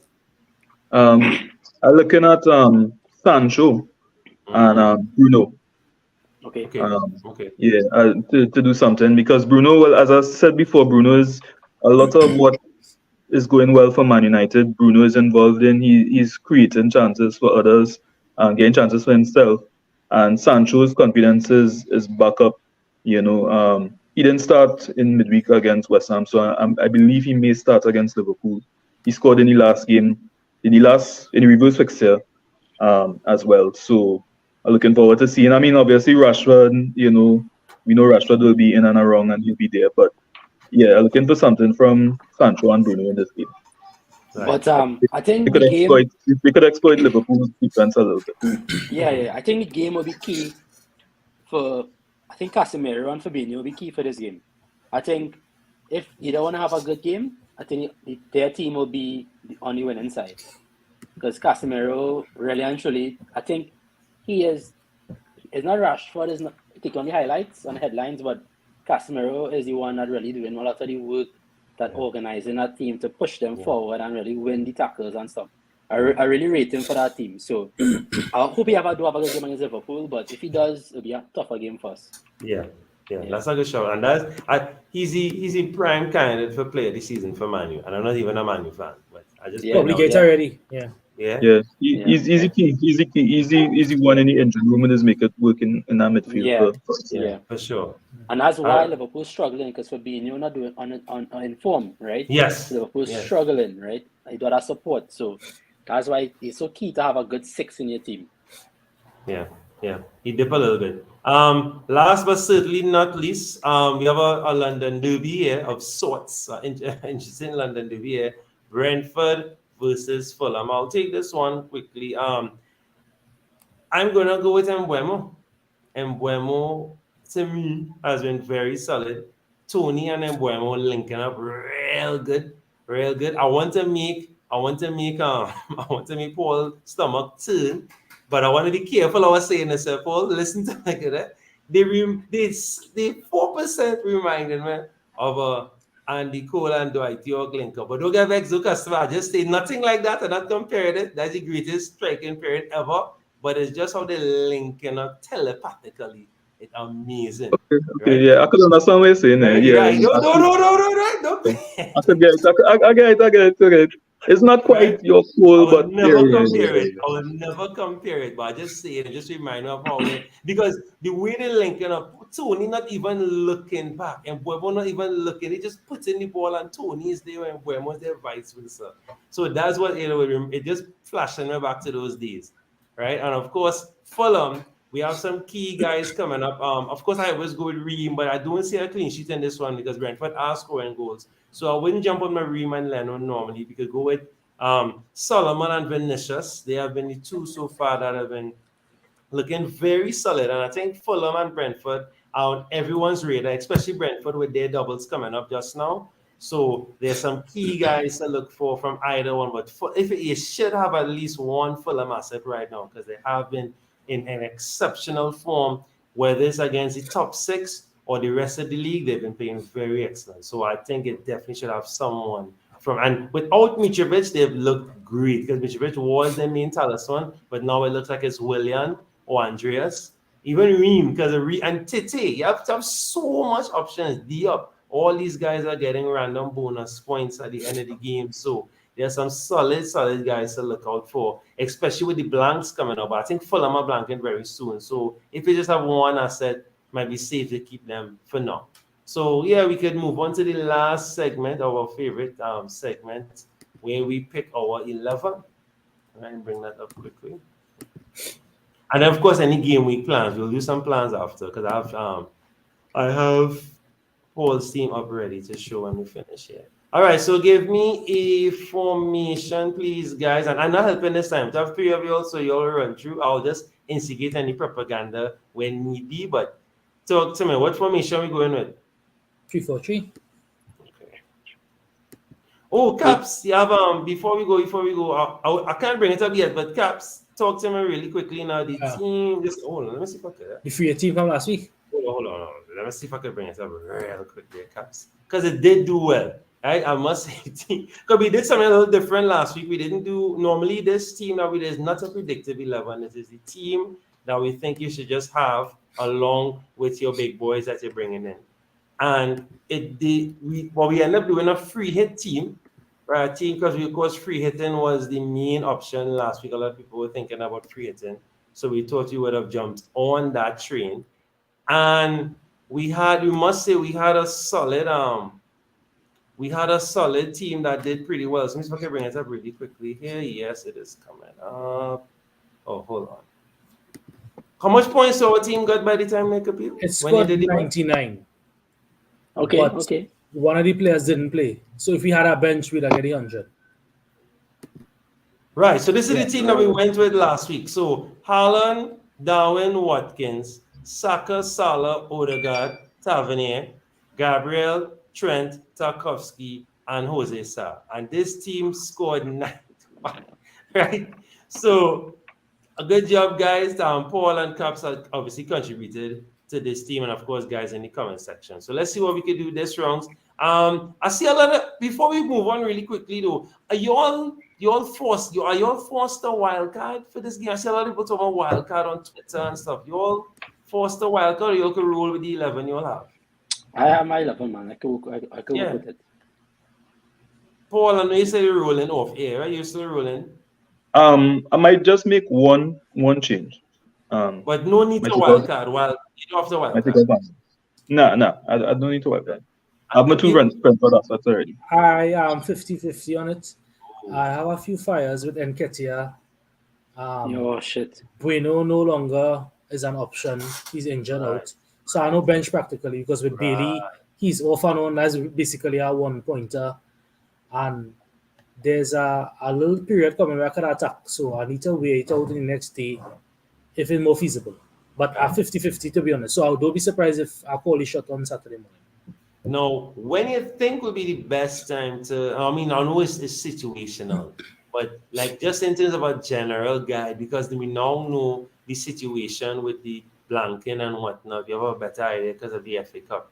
When is the better time? I think it's a little closer to 28, or that's way too late, or 27 into 28. For me, I like a wild card where your team have an extended run. Because if you're a wild card at game week 34, you only have a wild card for 4 weeks, right? Or if you're a wild card with a longer period in mind, you could get greater gains over that period. So I'm not one for wild card and too late. Right. Anytime this is my style of play, I don't have a wild card too late. So I normally wild card game week 6 to 8 somewhere around the first time.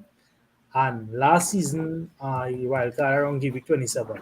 So this for me could be a good opportunity to try and build some rank because I have 26,000. So I need now to push to see how far I could reach rather than wait for game week 34 where I can't really make the top 10,000. Yeah.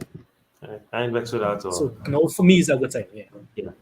All right, well, let's slide into this one really quickly. So, guys, take it away. I'm not helping. I'll just instigate any propaganda where it comes up. So, anyway, you want to start, take it away. No order. Anybody want to rattle off a player? So, this one is that we're going back to normal. We're just going to call out the assets we think we should bring in.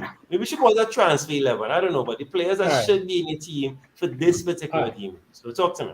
First, he was high on Mbruno, so I've been thinking of playing. Okay. All right. Yeah. Sure. They play for long, You'll agree. Yeah. Right. Yeah. Because Tony will be very highly on. So just want to make sure unanimous, right? We could throw in Odegaard inside of there since he's not the typical Martinelli Saka. I like it. He like, I was gonna say Madison or Inacho or either or both of them maybe. Up to you guys on that one. Yeah, Madison was a good shot. Yeah, Madison for sure. This is just high on Darwin, Shamir. Yeah. No, I think he will score. I'm backing him, man. Right. Where more Darwin matters with right? I wanna shout maybe I feel maybe I might have a clean sheet in Raya or even Kepa. Which one of you guys are? Kepa or Raya? All right. Because at least you'll get save points if you don't get a clean sheet. Okay. I really like this left back from Aston Villa, but I don't know how much form he have. Moreno, the new left back. As if he injured or not. I don't think he nailed. You know, nailed yet. 1 week he starting, 1 week Dina starting, 1 week he coming Okay, off. okay. Correct. Okay. I wanna throw in Brighton defender into the mix. Dunk. Okay. Yeah, he's nailed there. He's nailed. Yeah, he's more or less nailed. And I feel like Brighton could keep a clean sheet against West. I like Gibbs White Yeah. versus Everton. Yeah, Actually. yeah, definitely. I never ventured at all. Arsenal defender could be a interesting shout too, because they might just pop up in some interesting positions. Zinchenko is I don't know if he even is a defender. I think he's a floating midfielder. He's a floating midfielder. He's a midfielder. I think he playing new role. He's played for Ukraine. Yeah. Ukraine is a kind of floating midfielder. He reminded me a lot of how Trent does play, but even more involved in midfield than Trent, honestly. So I think Zinchenko is I don't really want to double unless we have to. The assist he made is from the opposite side. Yeah, he popped up on the right hand side of the pitch as a left back. You know, he all over the place. You don't want to double up. You say not yet. Unless we have to. Unless we desperate. Yeah. Okay. But we'll keep it. We keep him in the ranks. We'll keep him in the. João Felix. Okay, João is... Nah, boy. No. Alright, so nobody... No, I mean, I'm not chancing it, boy. I rather have somebody else, maybe. Like, maybe a Watkins against Crystal Palace could be a better option than João Felix. Okay. But It's Leeds at home. Yeah, I mean, true, Leeds at home. No. No. I have no problem with that. Yeah. No, it's not, I know, it's just... Yeah, but Chelsea not convincing. Look at how... I haven't watched them enough. I haven't watched them enough to see how they perform in the last couple of games, but the games I'm watching, they're not doing well together. Too much transfers in and out of the team. You know, apparently it's Ireland high on Felix. Everybody even on Twitter running against Chelsea. No, when he punch boy Capilla, better say. Our message on it, yeah. No, but you were saying something earlier, Capilla, and he's a class player, you know, and sometimes that class could shine through. You just need one moment of magic. Yeah. And he could bust the bag for Chelsea this weekend. Yeah. You never know. I agree, Paul, because the game he played, the first game he played when he got sent off, at 60 minutes he played, he was the best player on the pitch, you know. He's the best player on the pitch. So I think he's their talisman right now. Like, you know. He's the person to look for to make something happen now. I think for me is a chemistry issue Chelsea having right now, and I think once they start to play together and they start to get to know where everybody should be and whatnot, at that point in time they will find him. And I could pose a question to you, like Potter, right? When he was in charge of Brighton, they used to always underperform on goals. Okay. You don't think it's a Potter thing? Chelsea underperforming on goals. Brighton is still using to XG 3 or 4 every game, and they only come out with a 1-0 or a 0-0 most. Maybe. It looks so dangerous. Yeah, but I want to counter at that point, right? Brighton class as strikers at that point in time is not as high of caliber as what Chelsea have at their disposal. Yeah. So Potter bringing the chance creation to Chelsea supposed to ideally produce goals for that team, right? It's just I don't think the players buying in yet. The results not there. The players are buying into the system yet. I feel. No, I think the 2 points have value because I find a correlation where his teams always underperform on goals. Yes. But you also but he have a lot of world class players who still not performing. So I understand. Yeah. And the funny thing is since Potter left Brighton, actually Brighton themselves looking way more potent in attack. Yeah. I mean, it helps to get our players like Matoma as well coming to the fold. Correct. Yeah. You know, they look way better. But look at the same Solly match. He looking like prime Salah. Yeah. No. Yeah. As I think it all depends on the player and the coach and what the coach brings out of a player, because you could be not doing well for one coach and then the next coach come in and you're performing amazing, right? Yeah. As well as the system players, they call them system players. So it could be a system thing. Yeah, so Italian managers better than British managers. Anyway, moving right along. So, midfield or midfield? I think we should go with our Brighton. We didn't go with our Brighton yet. We have Dunk already. Okay, cool. No problem. Okay. So we have one more midfield and 2 defenders. So I know you guys wanted to do like Emerson as an option. We still picking Emerson, Royal, or nah? No, I They think playing Wolves. that's a good pick. What do you think? Yeah, I'll leave it to you all. No? Yeah, if all say I yeah. have no, Yeah. I have no problem with Emerson. Yeah. All right, so I Okay. think we need a City midfielder. okay. Yeah, well, I was gonna ask Paul if he confident enough in putting a Man U asset. Oh, I'm not He's City. talking big Or on City, yeah. or a City Oh, asset. Like, which one you rather pick in this scenario? Man U player or a City asset? I'd rather a Man United player because We with could go City, City I'm not, defense. Yeah. yeah, I'm not sure. Okay, so So you have A Man United midfield. who you would want over Sancho versus Fernandes? We're not picking Rashford in this scenario. Who you would rather have? I would actually rather have Fernandez. Okay, I guess Fernandes it is then. Yeah, these two. Yeah. Okay, All right, yeah. and what a City defender? Yeah. So I guess Walker is the Walker. You going Ake. Walker or Ake?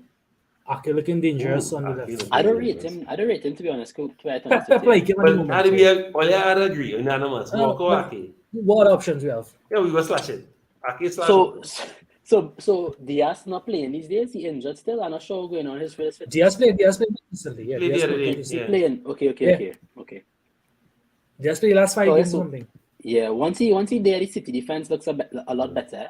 Him and Laporte is the first choice I think pairing. Laporte for that. out of Yeah, it. Upward ill right now. Stones Yeah. injured. That's the main things. They're saying Yeah. as of what the last update was only 24. So we have trained this afternoon and they watched him. They're not sure about him as yet. They're not sure about him. So 50% right now. Okay. Yeah. Well, yeah, All right. So I guess Walker. Yeah. Yeah, so let me just recap the team really quickly. So we have Ryan Gould, Emerson Royal, Ake slash Walker as our City defensive cover. We have Dunk in the midfield. We have Odegaard, Gibbs White, Madison, Bruno.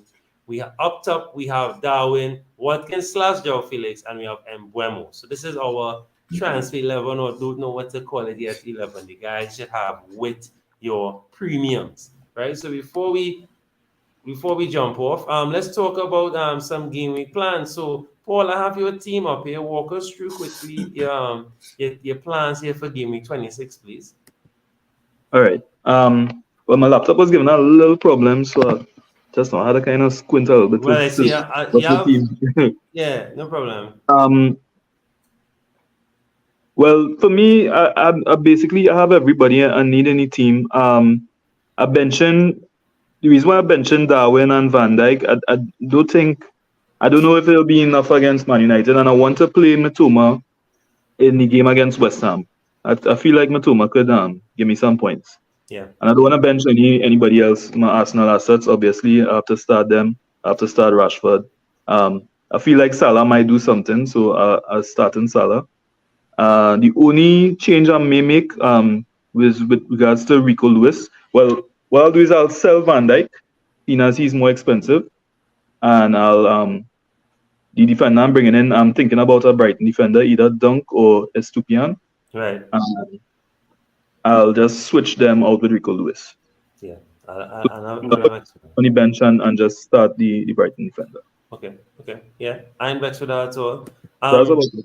Yeah. Kapil, any what game week plans yet, or still thinking? I'm still 50-50 on the wild card. Right. I 55-45, sorry. Motor was the wild card. 55-45. Shamir, what's your game week plans? I have no real plans right now. My team pretty much straightforward for me right now. Just have the Nketiah issue. I don't know if to keep him, stick with him for a little bit, and just like save that transfer for the next game week, and can attack that game 27 coming up, right?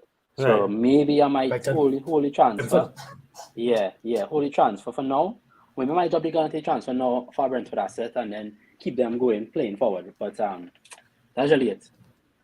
All right. Well, this is me going forward here. So, of course, Leno in the back, McLenko, Ream, Kilman, Trent, Rashford, Odegaard, Saka, Bitoma, Kane, Haaland, and the bench hot, Johnson, Aylan, and Gakpo, and Kepa as a keeper. So, talk to me. Any goals? What you all see? What you have any changes? Any transfers? I didn't do anything. I supposed to have one, I believe. Hold on. Wait, I have the basic one. Yeah, just the basic one. All right. I would play Johnson instead of Kilman. Okay. Yeah. I'm not vexed with that. I'm doing it now. See, Put He just had Gakpo more as his upside. Put Gakpo as your first sub. Yeah. Yeah. And That's it. put him as a third sub, yeah. Yeah. That's it really. Can't go wrong with that. Who's it, You Kappa? sure you want to go double Fulham? Maybe you could put in Kepa. Maybe Kepa. Yeah. Maybe. Yeah. Yeah. Up to you, but I wouldn't go the double Fulham against Brentford. Okay, I see what you're saying there. Yeah. I see what you're Yeah. saying there. Yeah, that's not bad. It's just only because Kepa form have me a bit tisic now, boy. So, but it's not really him, It's the team. Not really his fault. It's the team. You know. But you're keeping clean sheets, so I mean, your current. Yeah, well, when besides the last? Spurs, Yeah. when Spurs, besides Spurs, and you had a clean sheet before that.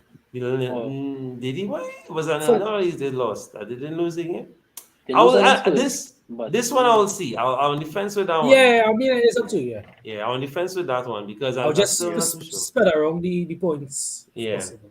I'm not too sure with that one, but that because Leno's solid these days. Yes, he conceded last week, but they're solid. Yeah, I good with this. All right. So closing off, any advice for the game week, Paul? We started with you. Advice for the game week. Yeah, try your best to, I mean, for the people who their teams are good, try your best to roll the transfer to the next week. If you do have fires to put out, and you have to put it out in, like as Kappa was saying, Nketiah might be a issue, or any injury news, just try and see what injury news you get tomorrow in the press conferences before you make any moves. But I would guard against making any early moves and try to roll the transfer to next week. Get as much information as you could before 27. Right. Cool, man. Sham? A lot of blanks and doubles coming up. Don't get too hype over getting your team ready for it just yet in terms of and ignoring game weeks before that or in between, right? Because you may have, by planning for, let's say, Brighton double or Brentford double, and you keep the assets going forward. GB28 might be a hard game week for you, when you have 6 players, right? So kind of balance your assets around and just kind of focus on game week by game week while future planning, right? And just kind of get your team to have a good balance, and you have enough players playing basically throughout the game weeks. All right. Solid. Caps, round us off there. Yeah, sure. Don't follow the crowd. So, like, if everybody wildcarding around you and your team good, you don't need to wildcard, and vice versa. If your team need wildcarding, pull the shot down. Also, consider game week 28 with any plans you make, because you wouldn't want to feel less than 9 players that week. And less than 9 players with Leroy Bailey and Bueno and those guys is practically 7 players. So you need to know when there's points to be had. And so always, especially now, consider game week 28 and 29 now before you make any changes for the game week 26, because it's close by and there's a lot of upside or downside if you play it right or wrong. Yeah. Solid. And well, of course, my key piece of advice, please don't forget to click that save button. You have a little time till the deadline, but don't get carried away. Don't be relaxed. Try and focus on make a team right now while you're watching the episode, or set up a bus team, right? Any little change that you make, always click that save tab at the bottom. And as Kippy rightfully said, yes, you don't want to get too carried away, or you don't want to overthink things, but just keep 28 in mind. Because 28 will come in a flash, and you need to be ready, because there's a lot of your key players won't be available except your Arsenal probably, because of course no Haaland, right? And then people will be studying what to do with Haaland. Do we sell Haaland? But we won't jump the gun too far. We'll discuss that as it comes. Right, but definitely try and keep 28 in your mind. Of course, I want to thank my guests. I want to thank everyone in the chat. Thanks, Shimi, for coming. Paul, Kapil for holding on the fort, of course, especially when I had to run him a little bit there. I want to thank Ian for keeping us company in the chat. And of course, don't forget to like, share, and subscribe. We have F1 content is back. We are Sunday. We'll be live. Watch along at Island Bay for the first GP in Bahrain at 11 a.m. So continue liking the videos that we did. We have our league open for the F1 and the FPL guys that interested in jumping in. We had a few fair guys joining from FPL who've never watched a lick of F1 in their life. Case in point, Kapil, right? And a few other. I watched already, but I wasn't out. Right, but we have some newbies that jumped in. So the league, the code is around all over social media. Feel free to jump in, have some fun. It's an interesting fantasy. very interesting fantasy. So yeah, with that one, we'll close off. Don't forget, happy picking. May your captain score hat trick, and we'll see you all in the next one. Take care. Yeah, man.